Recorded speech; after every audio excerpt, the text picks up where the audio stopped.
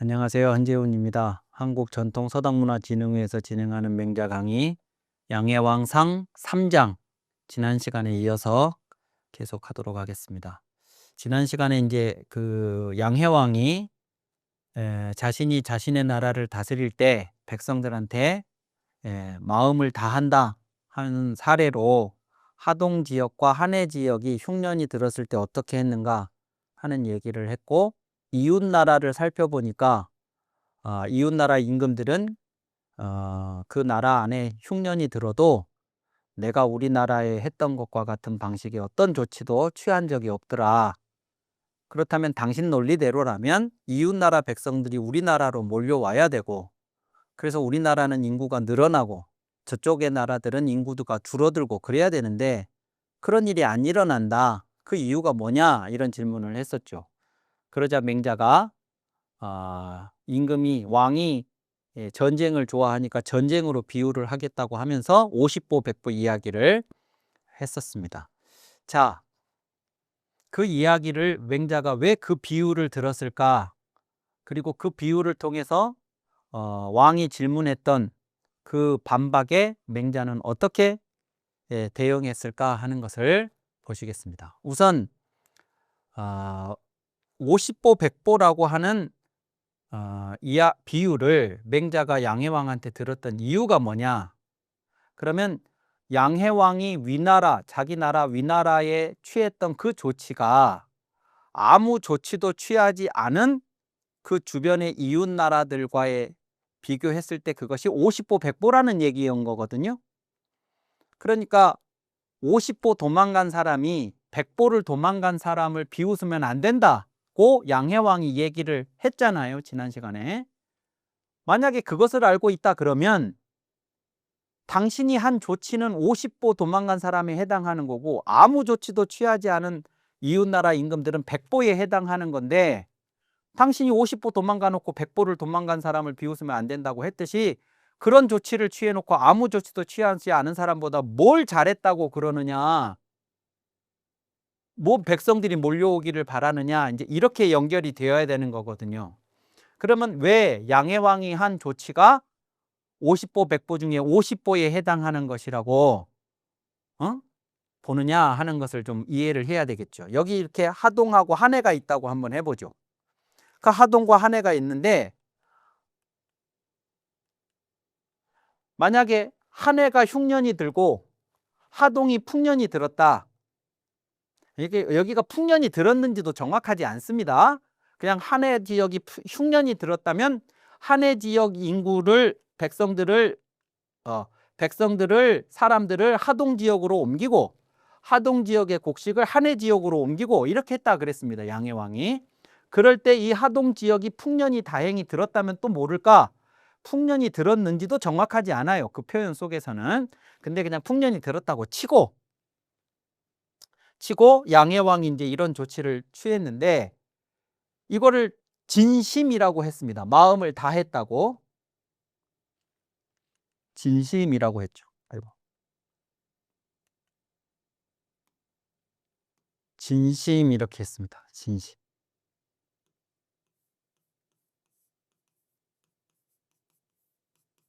진심 이렇게 했습니다. 근데 이것이 양해왕은 마음을 다했다고 했지만 이게 얼마나 엉터리 같은 것이냐? 그러면 자, 한해 지역이 흉년이 들었습니다. 그래서 사람들을 하동 지역으로 이주를 시켰습니다. 하동은 풍년이 들었는지 알 수 없지만 풍년이 들었다고 치고, 그러면 하동 지역의 백성들은 1년 내내 열심히 일을 해서 다행히 풍년이 들어서 수확이 많아졌다고 하죠. 그러면 이것은 하동 지역 사람들이 풍년이 들어서 많은 수확을 올리면 그것은 어디 가서 도박해가지고 따온 것이 아니고 정당한 노동의 대가죠. 이것이. 그러면 풍년이 들어서 수확을 많이 했다. 그러면 그것은 정당한 보상이지, 어디 가서 도둑질 해온 것이 아니니까 국가가 타치를 하면 안 되는 거예요, 실은. 자, 그런데 그래서 그 풍년이 든 결과를 하동지역 사람들은 마음껏 누릴 수 있는 권리가 있지요. 그런데 느닷없이 한해 지역에서 흉년이 들었다고 대거 사람들이 하동지역으로 몰려왔습니다. 그래가지고 이 풍년이 들어서 수확한 이 수확물을 같이 나눠 먹자 그럽니다. 뿐만 아니라 이 곡식 중에 일부를 또 여기다가 갖다 준다고 합니다. 그러면 이 하동지역 사람들이 한해 지역에서 온 사람들을 어떻게 보겠습니까? 자기들 것을 빼앗으러 오는 사람들처럼 대하지 않겠습니까?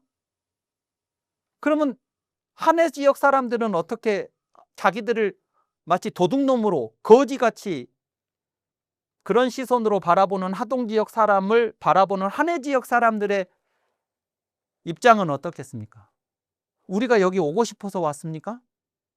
임금이 가라 그래서 왔죠. 임금이. 그래 왔더니 막 이 지역의 본토배기들이 막 거지 도둑놈 취급을 합니다. 우리를. 기분 좋겠습니까? 그 안에서의 갈등이 없을까요? 그러면 임금은 마음을 다했다고 했지만 실질적으로 아무도 만족을 못합니다. 이 사람들도 뭐 갔다고 해서 여기서 뭐 배불리 먹을 수 있겠습니까? 그러니까 이쪽 지역 사람들도 이쪽 지역 사람들도 누구도 만족을 못해요. 아무도 이 해결책이 아니에요, 이것은. 그러니까 아무 조치도 취하지 않은 이웃 나라보다 잘한 것처럼 보이지만 아무것도 잘한 것이 없어요. 어떻게 했어야 되냐? 흉년이 들었으면 이런 조치를 취할 것이 아니라 흉년이 들 것을 대비해서 이게 올해 흉년이 들은 것이고 작년에 한해 지역이 풍년이 들었을 수도 있잖아요. 아니면 흉년 정도는 아닌 일반적인 수준에서의 수확이 있었을 수 있잖아요. 그러면 그것을 국가가 세금으로 걷어서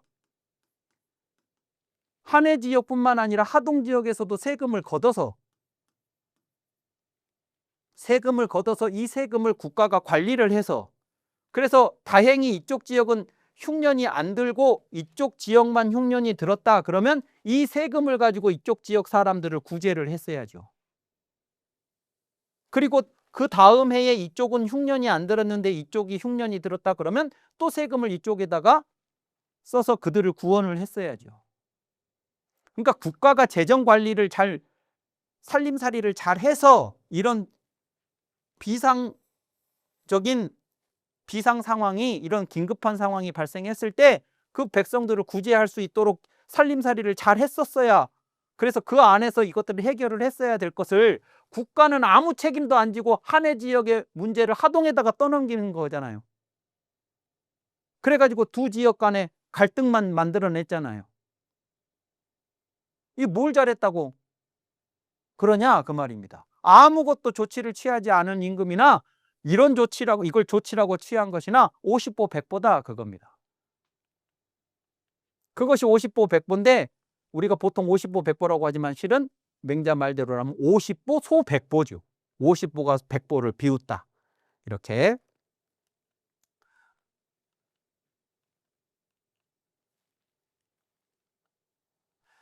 자, 그렇게 이제 그런 배경을 가지고 이제 맹자가 50보 100보 비유를 들었던 것입니다. 그리고 이렇게 얘기하죠. 비웃으면 안 된다라고 왕이 이야기를 했으니까 왕여 지차면 왕께서 만일 이것을 아신다면 이것이라고 하는 것은 50보가 100보를 비웃으면 안 된다, 불가하다라는 것을 아신다면 무망, 바라지 마십시오. 민지 다어 인국, 당신의 백성이 이웃나라 요것은 뭐뭐보다 요 어자는 이웃나라보다 더 많기를 바라지 마소서. 그걸 아신다면 당신은 50보와 같은 정책을 해놓고 100보와 같은 정책을 한 이웃나라보다 뭘 얼마나 잘했다고 백성들이 막 몰려오기를 바라느냐 그 말이죠.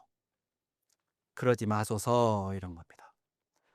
이제 그러고 나서 그러면 당신과 같은 방식으로 대응을 하는 것이 아니고 그런 상황에서 어느 지역이 흉년이 들었다 그러면 어떻게 대처를 했어야 되느냐? 그러면 그런 흉년이 들었어도 백성들의 삶이 근본적으로 흔들리지 않을 수 있는 그런 정치를 기본적으로 했었어야 됐다 하는 얘기를 이제 합니다. 자, 뭐라고 하느냐? 불이 농시면 곡 불과 성시하면 농사 지을 때를 농사 때를 어기지 않으면 농사 때라는 게요. 뭐 봄에는 모 심고 뭐 여름에는 김 메고 가을에는 수확하고 하는 그 농사 때, 그게 농사 때죠. 농사 때는 농사 때인데 농사 때를 어기지 않는다. 그러면 모를 심을 때는 모를 심고 김을 맬 때는 김을 메고 수확을 할 때는 수확을 하고 그것이 농사 때를 어기지 않는 것이다. 이렇게 이해를 하시면 안 돼요. 그 말이 맞는데 여기에 문맥은 무슨 문맥이냐? 그러면 백성들은 씨를 뿌려야 할 때는 씨를 뿌려요. 김을 매야 할 때는 김을 매요. 가을 거지를 해야 될 때는 가을 거지를 할 줄 알아요. 그러니까 백성들이 생업에 종사할 수 있도록 그냥 국가가 타치하지 않고 가만 내버려 두면 백성들은 알아서들 합니다. 근데 왜 여기에서 어기지 않는다는 표현을 쓰느냐? 그러면 그걸 못하도록 국가가 방해를 해요. 왜 방해를 하냐? 그러면 농사라는 것은 예를 들어서 예를 드는 겁니다. 4월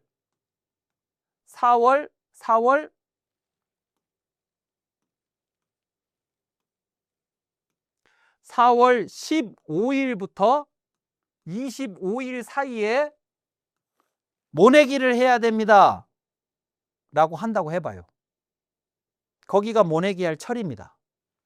농사라는 건 정확하게 철이 있어요.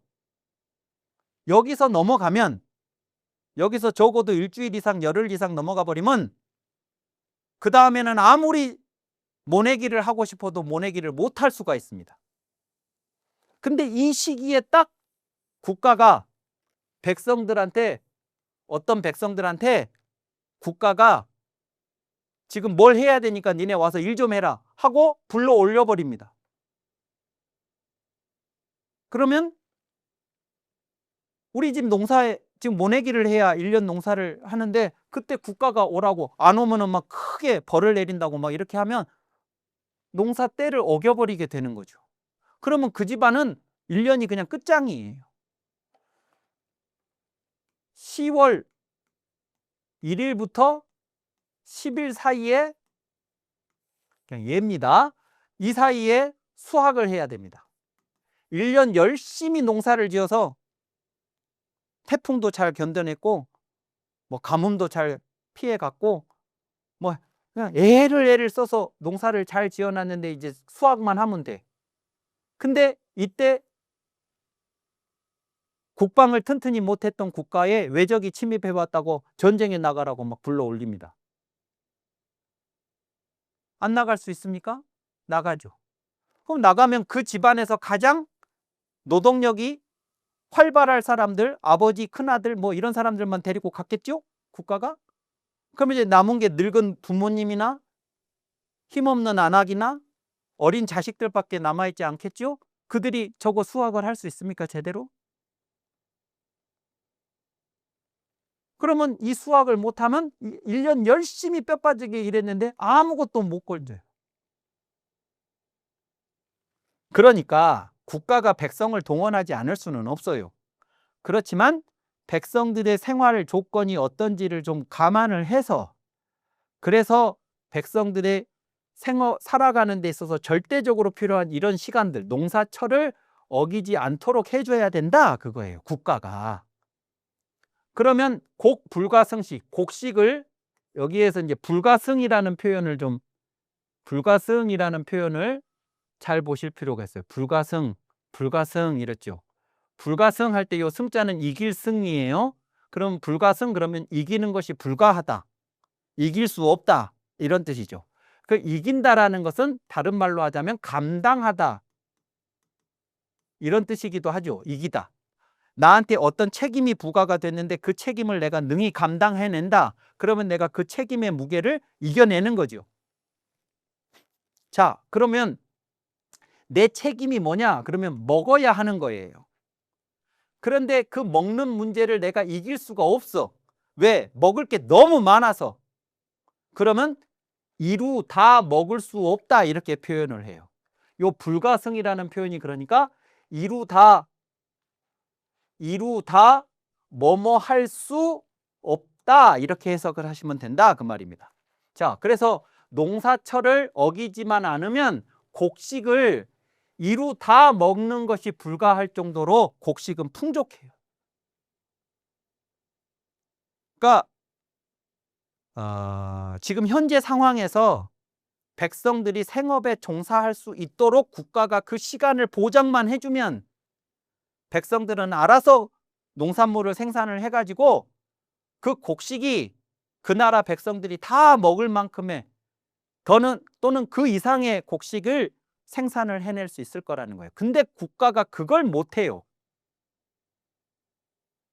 끄떡하면 백성들을 불러 올려가지고 또 촉고를 불이 모지면 촉고라는 게 요것은 이 글자는 음이 3개예요. 가장 많은 게 숫자지요. 수. 두 번째가 사기라는 음을 가진 글자로 요 글자가 쓰이기도 합니다. 이럴 때 사기라고 할 때는 자주라는 뜻으로 쓰여요. 자주사. 그리고 세 번째가 촉이라고 읽어요. 촉. 그럴 때는 촘촘하다 이럴 때 촉이라고 있습니다. 그리고 요 고자는 그물 고자예요. 그물. 그러면 촉고라는 것은 그물 눈이 촘촘한 것입니다. 그러니까 그물 눈이 이만큼인 그물이 있고 요만큼인 그물이 있고 요만큼인 그물이 있어요. 그물 눈들이 그러면 이제 이렇게 되는 그물도 있고 이렇게 되는 그물도 있겠죠. 그러면 이런 그물들은 고기들이 못 빠져나가게 웬만한 고기는 다 걸리겠잖아요. 그러면 당장은 고기들을 많이 잡겠지요. 그렇지만 어린 치어들까지 다 잡혀서 얼마 지나고 나면 이제 고기들이 재생산이 안 돼서 이제 그 웅덩이에는 고기들이 씨가 말라서 아무것도 남아있을 수가 없겠잖아요. 그러니까 촉고를 그물눈이 촘촘한 그물을 오지에 웅덩이에 들이지 않으면 어별을 불가승식냐며 물고기나 자라를 이루다 먹을 수가 없이 그러니까 어지간한 물고기들은 빠져나갈 수 있도록 촘촘한 그물 말고 그거를 그 그물눈을 큰 것들을 사용할 수가 있고 촘촘한 건 들어가지 못하도록 그렇게 국가가 그 관리를 하면 백성들이 이 물고기들을 이루다 먹을 수 없을 만큼 그것이 재생산이 될 것이라는 겁니다. 그 다음에 부군을 부군은 도끼죠. 도끼를 이시 입살림이면 때로써 살림의 산과 숲속에 들어가도록 하면 그러니까 나무를 베가는 도끼를 아무 때나 숲속에 산에 가서 나무를 베가는 게 아니고 정해진 시기를 둬서 그 나무들이 이 말하자면 그 생태계를 복원할 수 있는 시간을 줘가면서 그러면서 도끼로 나무들을 베가서 사용할 수 있도록 그렇게 이제 관리를 하는 거죠, 국가가. 그러면 제목을 불가승용냐니 그랬습니다. 제목을 이루다 쓸 수가 없다.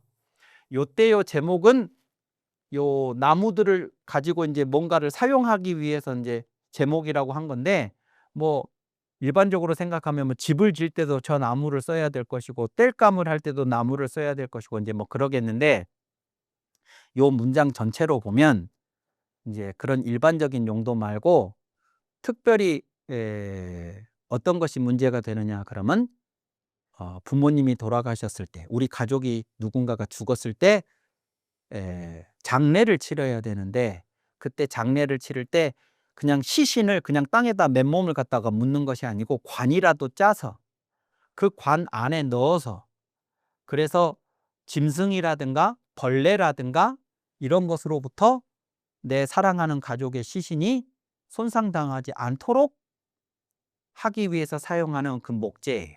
제목. 근데 이제 그것이 나무를 전부 다 사람들이 베가고 나무 하나가 없으면 그 관을 짜서 장례를 치르지 못하고 맨몸을 갖다가 땅에다 묻었을 때 남은 사람들의 그 감정이 어떻겠냐 하는 이제 그런 이제 실질적인 그 문제를 가지고 얘기를 하는 겁니다. 자, 그러니까 요거는 무슨 얘기냐 그러면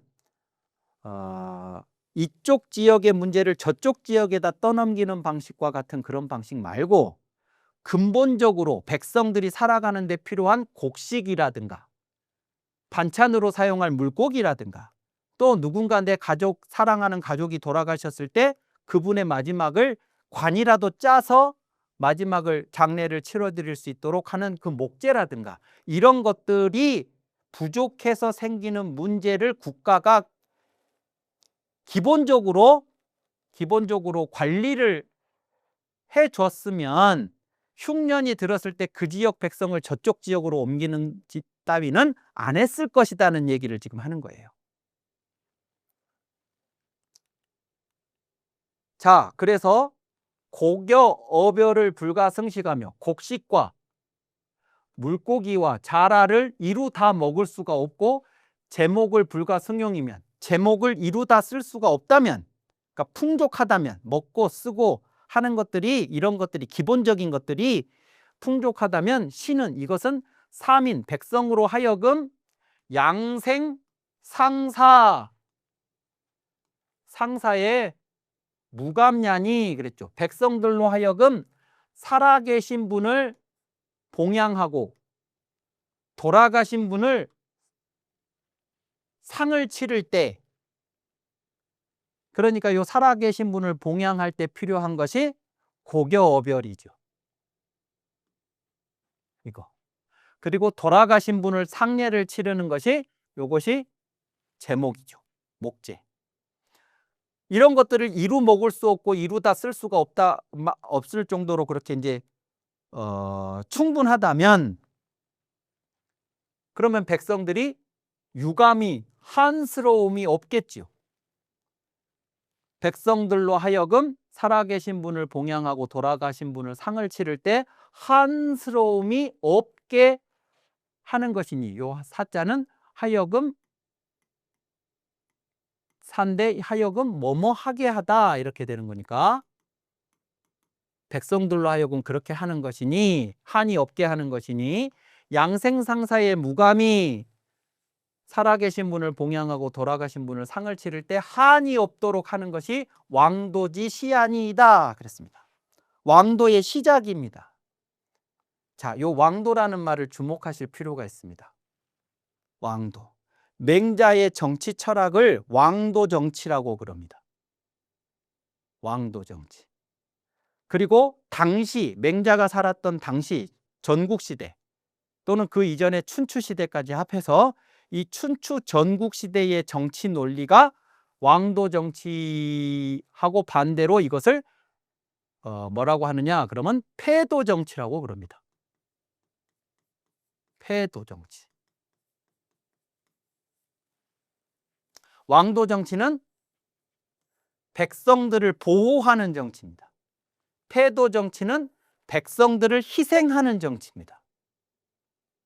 왕도 정치는 그렇기 때문에 백성들을 보호하기 때문에 덕을 기반으로 하는 정치입니다.